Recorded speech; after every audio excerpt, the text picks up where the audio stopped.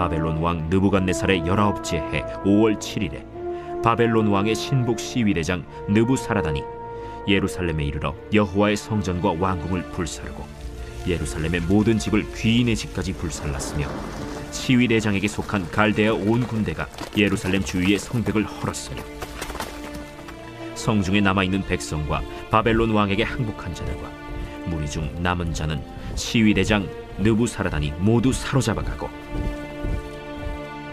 시위대장이 그 땅에 비천한 자를 남겨두어 포도원을 다스리는 자와 농부가 되게 하였더라. 갈대아 사람이 또 여호와의 성전의 두 놋기둥과 받침들과 여호와의 성전의 놋바다를 깨뜨려 그 놋을 바벨론으로 가져가고 또 가마들과 부삽들과 부집개들과 숟가락들과 섬길 때에 쓰는 모든 놋그릇을 다 가져갔으며 시위대장이 또 불옮기는 그릇들과 주발들 곧 금으로 만든 것이나 은으로 만든 것이나 모두 가져갔으며 또 솔로몬이 여호와의 성전을 위하여 만든 두 기둥과 한 바다와 받침들을 가져갔는데 이 모든 기구의 놋무게를 헤아릴 수 없었으니 그 한 기둥은 높이가 18규빗이요 그 꼭대기에 놋머리가 있어 높이가 3규빗이요 그 머리에 둘린 그물과 석류가 다 놋이라. 다른 기둥의 장식과 그물도 이와 같았더라. 시위대장이 대제사장 스라야와 부제사장 스바냐와 성전 문지기 3사람을 사로잡고 또 성중에서 사람을 사로잡았으니 곧 군사를 거느린 내시 1사람과 또 성중에서 만난 바 왕의 시중 5사람과 백성을 징집하는 장관의 서기관 1사람과 성중에서 만난 바 백성 60명이라. 시위대장 느부사라단이 그들을 사로잡아가지고 림나 바벨론 왕에게 나아가매 바벨론 왕이 하마 땅 림나에서 다 쳐 죽였더라. 이와 같이 유다가 사로잡혀 본토에서 떠났더라. 유다 땅에 머물러 있는 백성은 곧 바벨론 왕 느부갓네살이 남긴 자라. 왕이 사반의 손자 아히감의 아들 그달리아가 관할하게 하였더라. 모든 군대 지휘관과 그를 따르는 자가 바벨론 왕이 그달리아를 지도자로 삼았다 함을 듣고 이에 느다니아의 아들 이스마엘과 가레아의 아들 요하난과 느도바 사람 단후메스의 아들 스라야와 마가 사람의 아들 야사니아와 그를 따르는 사람이 모두 미스바로 가서 그달리아에게 나아가매 그달리아가 그들과 그를 따르는 군사들에게 맹세하여 이르되 너희는 갈대아인을 섬기기를 두려워하지 말고 이 땅에 살며 바벨론 왕을 섬기라. 그리하면 너희가 평안하리라.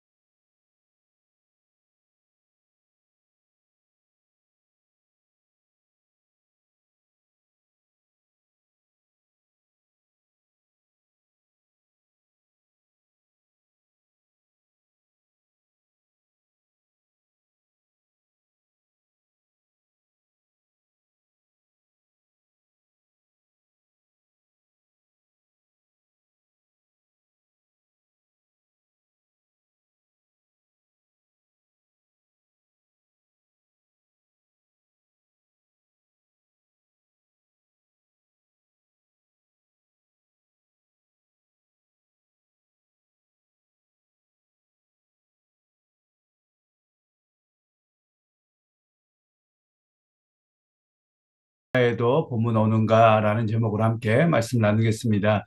제목을 들으시면 생각나는 것이 아마 이상화 시인의 빼앗긴 들에도 본문 오는가 그런 제목일 것 같습니다. 실제로 우리가 일제강점기에 모든 것을 빼앗겼을 때 희망이 잘 보이지 않을 때 정말 그 희망이 올 것인가 이런 시를 했던 내용들이겠죠. 이상화 시인의 시를 잠깐 읽어보면 이렇습니다. 지금은 남의 땅 빼앗긴 들에도 봄은 오는가. 나는 온몸에 햇살을 받고 푸른 하늘 푸른 들이 맞붙은 곳으로 가르마 같은 눈길을 따라 꿈속을 가듯 걸어가만다. 그리고 조금 건너뛰어서 보면 내 맘에는 나 혼자 온 것 같지를 않구나. 내가 그러느냐 누가 부르더냐 답답하라 말을 해다오. 이렇게 되어져 있습니다. 그리고 마지막에는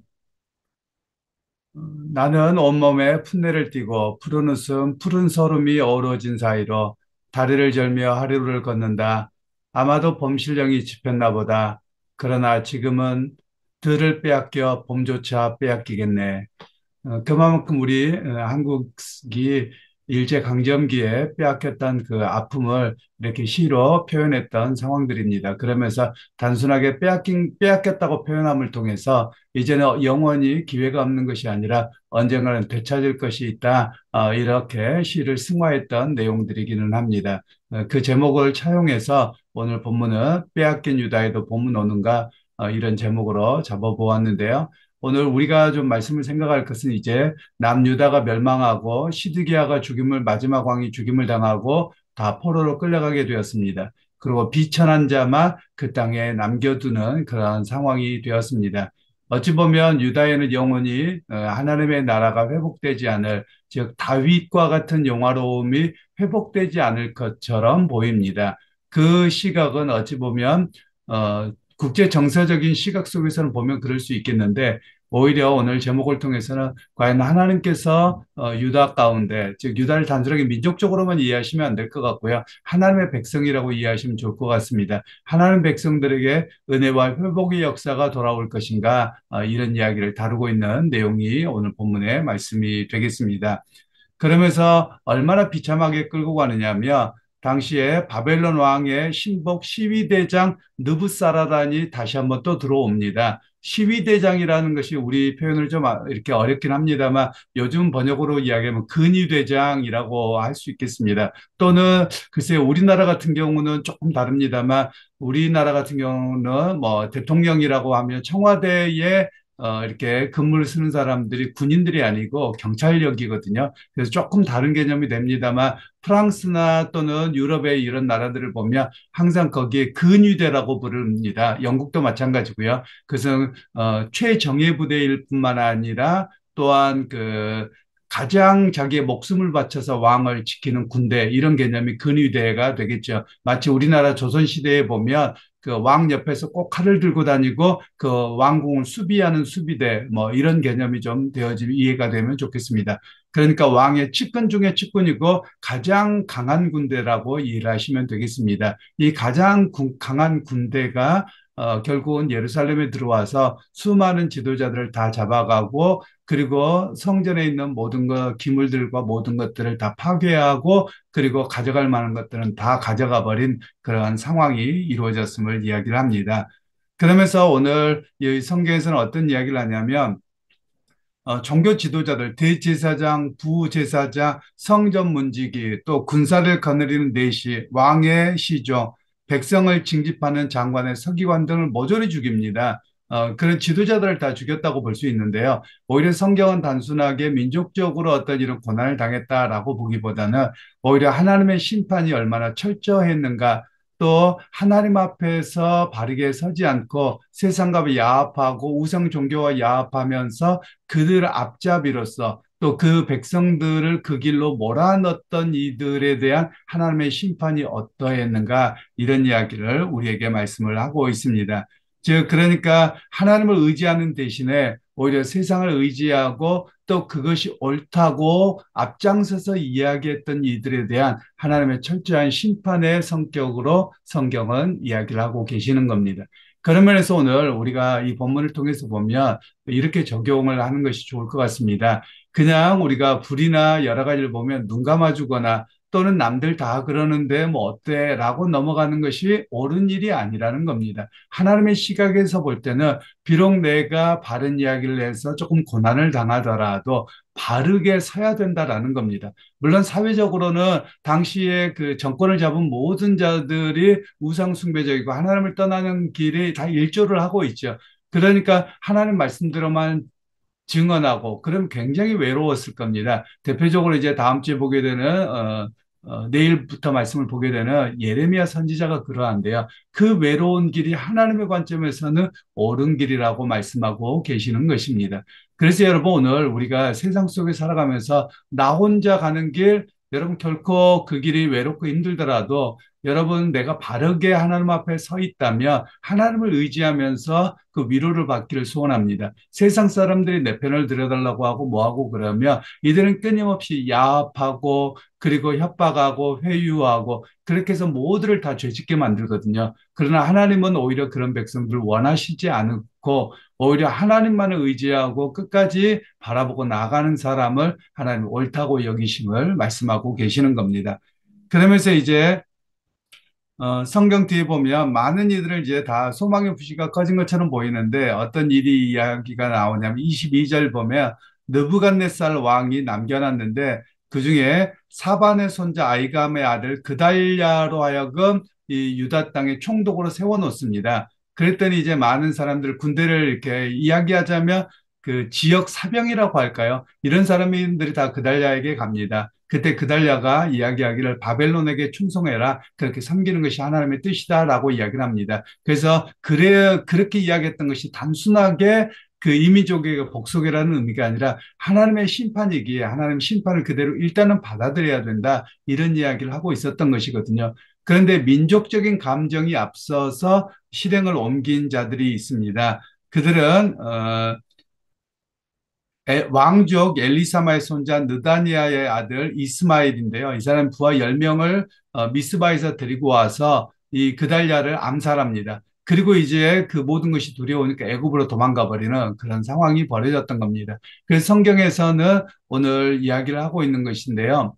오늘 성경에서 우리에게 정보를 주고서 말씀을 좀 깊이 묵상하게 하는 것이 두 가지인데요. 하나는 그달랴가 유다 총독에 세워졌는데 그 사람의 족보에 대한 이야기가 잠깐 나옵니다. 그가 사반의 손자였다라고 나오는데요. 사반이 누구냐면 이 앞선 왕들 가운데 요시야가 가장 유다 백성 가운데 다윗의 길을 행한 것으로 그리고 종교개혁을 철저하게 했던 사람으로 우리가 들었습니다. 그때 요시야와 함께 했던 사람이 두 사람인데요. 하나는 힐기야라고 하는 제사장과 그리고 서기관이었던 사반입니다. 그래서 하나님의 말씀을 따라서 이렇게 시행해야 된다고 가장 바르게 서 있었던 사람이죠. 그러니까 오늘 그달랴는 하나님의 말씀을 따라서 그 할아버지의 전통을 따라서 서 있는 사람인 것을 이야기를 하고 있고요. 그리고 오늘 이 사반의 아들 손자 그달랴를 암살한 사람이 이스마엘인데요. 이 사람은 왕족입니다. 그러니까 이 사람이 바라보는 관점은 뭐냐면 철저하게 인간적인 관점으로 우리의 정권을 빼앗겼다. 그리고 저 사람을 보니까 어, 바벨론의 총독이 되고 그렇게 순종해야 된다고 보니까 우리의 감정으로 절을 해야 된다. 이렇게 해버린 것입니다. 그래서 오늘 우리에게 말씀합니다. 감정은 빼야 됩니다. 그리고 감정적으로 어떤 일을 대하면 하나님의 뜻과 계획들을 망치기 쉽습니다. 오히려 그리고 백성들에게 더 고난의 길을 자처하게 되는 것이지요. 그래서 여러분 특별히 우리가 지도자를 위해서도 기도해야 되고요. 또 우리 각자도 마찬가지입니다. 우리가 굉장히 사람들이 그 뭐라고 할까요? 의외로 그 감정적입니다. 제가 전에도 말씀을 드렸던 것처럼 외국에서 그 학회를 가잖아요. 그런 학교를 가서 어떤 학설을 이야기하면 굉장히 이 사람들은 마치 그 디베이트라고 하는데요. 논쟁을 하는데 굉장히 격렬하게 합니다. 그런데 그것으로 인해서 감정을 상하지 않습니다. 그건 학문적인 영역이고요. 그리고 브레이크 다운 때 나오면 같이 커피 마시고 그 이후에 삶도 계속 교제하면서 갑니다. 그래서 제가 요즘에 읽는 책들 중에서 보면 전혀 다른 입장들이 있습니다. 출애굽과 관련된 책을 보고 있는데요. 그런데 전혀 입장이 달라요. 우리 같으면 그 사람하고 같이 토론하고 책을 못 쓸 겁니다. 그리고 무조건 틀렸다고 말할 거예요. 그런데 제가 그 책을 읽으면서 완전히 다른 입장임에도 불구하고 서로를 존중합니다. 그리고 그들은 친구의 관계이기도 합니다. 좀 우리에게도 그런 성숙함이 좀 필요한 것이죠. 그런데 오늘 유다 백성들은 그 오히려 냉철한 지식 또 냉철한 머리가 있어야 되는데 감정만 앞서는 겁니다. 마음만 그래서 오히려 하나님의 이렇게 허락하셨던 그런 질서와 심판과 징계를 감정으로 대함으로 인해서 오히려 그들의 더 큰 화를 부르고 있는 모습이더라라는 것입니다. 여러분 오늘 우리의 삶도 마찬가지입니다. 어떤 사건이 벌어지잖아요. 그럼 조금 더 냉철할 필요가 있습니다. 그래서 여러분 우리가 제가 제일 이렇게 좀 뭐라고 할까요? 좋아하는 말이기도 하고 남용돼서도 안 된다라는 표현을 사용하기는 하는데 은혜라는 말입니다. 왜냐하면 우리는 보통 무슨 문제가 생기면 그 은혜로 덮어라고 이야기를 합니다. 그런데 여러분 만일 하나님이 덮으신다면 하나님의 공의가 세워지지 않습니다. 예수님께서도 십자가에 못 박혀 돌아가시는 것이 하나님의 공의를 만족시키시고 나서 은혜로 덮은 겁니다. 그 이야기는 뭐냐면 우리의 죄가 무엇인지 죄인이라는 분명한 정죄가 있고 그것을 다 드러낸 이후에 그것에 대한 은혜를 베푸신 것이거든요. 그런데 우리 한국 사회에는 은혜를 이야기하면서 하나님의 공의는 없고 그냥 눈 감아주자. 그냥 나랑 아는 사람이니까 뭐 하니까 넘어가자. 이건 올바른 일이 아닙니다. 오히려 하나님의 심판을 부르는 일이고 더 큰 죄를 같이 짓는 그런 모습이죠. 그래서 오늘 성경에서는 우리에게 말씀하기를 은혜의 사람이 되어야만 합니다. 그러나 하나님이 세우신 말씀과 질서를 세우면서 그리고 하나님께서 우리가 그렇게 살아보려고 하지만 넘어졌기에 회개하는 모습이죠. 그 회개 속에서 은혜가 있는 겁니다. 회개 없이 은혜는 없습니다. 그래서 오늘 성경에서는 유다 백성들이 그토록 하나님의 그 징계의 메시지 또 실제로 그들이 당하는 그 나라의 멸망의 이야기를 경험하면서도 회개하지 않았음을 우리에게 말씀하고 있는 것이죠. 그것이 역사의 교훈이기도 합니다. 그래서 여러분 오늘 우리의 삶 속에 죄가 지적되었다면 우리는 체면 문화 때문에 자꾸 넘어가려고 하고 모른 척 하려고 하는데 여러분 하나님 앞에서 온전히 드러내야 됩니다. 그리고 사람 앞에서 잘못이 되었다면 미안하고 또 실수를 인정하고 또 자기 자신에 대한 어떤 법적인 문제가 있다면 달게 받아야죠. 그리고 나서 그것에 대한 은혜를 구하고 긍휼을 구해서 그 다시 반복되지 않도록 하는 것이 우리가 가야 될 모습입니다. 그런데 이스라엘 백성들이 끊임없이 넘어졌던 이유가 무엇이냐면 바로 은혜로 덮는 겁니다. 그냥 아는 사람이어서 덮고 그냥 민족이어서 덮고 제사장이어서 덮고 뭐해서 덮습니다. 그러니까 이것이 몇백 년 동안 계속 반복되어서 결국은 하나님의 심판을 자초하는 일이 되어버렸던 것이죠. 그래서 여러분 빼앗긴 우리의 신앙의 하나님의 역사에 봄은 오는가? 봄은 옵니다. 언제 옵니까? 회개할 때, 진심으로 회개하고 삶의 길을 되돌이킬 때 온다라는 사실입니다. 그러게 여러분 오늘 또 우리가 바라보는 것은 하나님의 우리에게 허락하신 봄, 곧 회복의 역사를 바라보는 것입니다.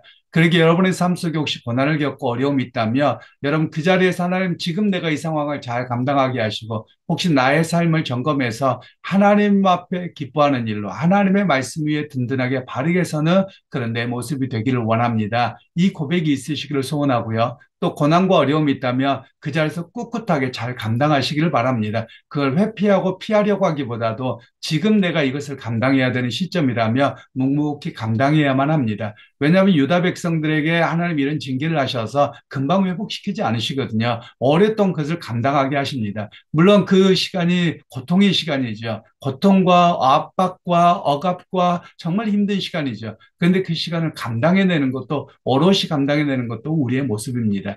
그러게 여러분, 여러분의 삶의 무게가 좀 무겁고 또 때로는 고통스러운 일이 있다 할지라도 잘 감당하기를 소원합니다. 그래서 하나님 앞에 기도하기를 하나님 지금 이 시간을 내가 하나님 말씀 붙들고 흔들리지 않고 묵묵히 감당하도록 또 힘을 주시고 도와주옵소서. 그런 고백이 또 여러분의 고백이 되기를 원하고 오늘 또 잘 감당하는 여러분 되기를 주님의 이름으로 축원합니다. 하나님 오늘도 말씀을 통해서 유다 백성들에게 행하셨던 하나님의 징계를 묵묵히 감당하고 또 헌신해야 됨에도 불구하고 오히려 여전히 감정만 앞세워서 행동하는 그런 모습도 보았습니다.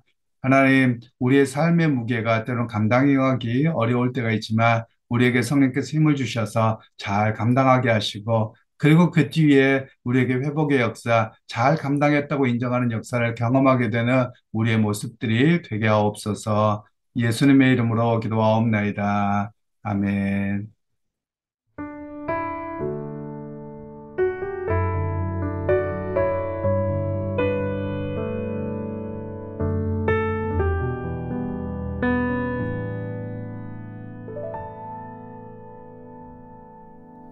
나 지금은 비록 땅을 버타며 살지라도 내 영혼 저 하늘을 디디며 사네. 내 주님 계신 눈물 없는 곳 저 하늘에 숨겨둔 내 소망이 있네. 보고픈 얼굴들 그리운 이름들 많이 생각나. 때론 가슴 터지도록 기다려지는 곳 내 아버지 너른 품날 맞으시는 저 하늘에 쌓둔 내 소망이 있네 주님 그 나라에 이를 때까지 순례의 걸음 멈추지 않으며 어떤 시련이 와도 난 두렵지 않네 주와 함께 걷는 이 길에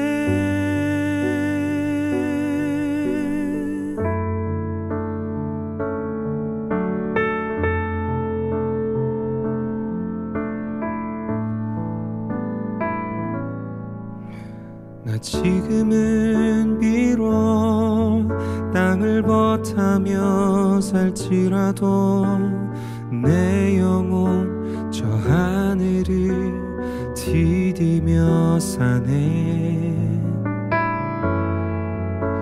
내 주님 계신 눈물 없는 곳 저 하늘에 숨겨둔 내 소망이 있네 보고픈 얼굴들 그리운 이름들 많이 생각나 때론 가슴 터지도록 기다려지는 곳 내 아버지 너른 품날 맞으시는 저 하늘에 쌓둔 내 소망이 있네 주님 그 나라에 이를 때까지 순례의 걸음 멈추지 않으며 어떤 시련이 와도 난 두렵지 않네 주와 함께 걷는 이 길에 주님 그 나라에 이를 때까지 순례의 걸음 멈추지 않으며 어떤 시련이 와도 난 두렵지 않네 주와 함께 걷는